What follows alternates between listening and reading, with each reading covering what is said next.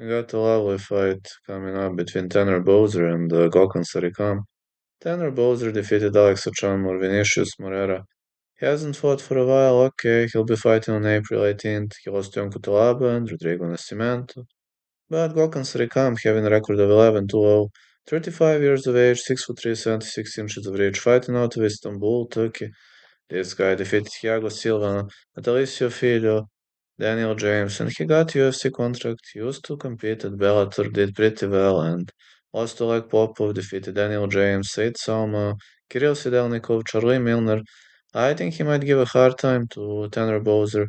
This guy is a decision expert, but believe me, against Bowser, Bowser leaves himself too open sometimes. I don't know, man. I think this is gonna be a razor close one, and I'm gonna go with over 2.5. But if I must pick a side, I have to go with Gokhan Sarikam. Gokhan Sarikam's experience is one of a kind.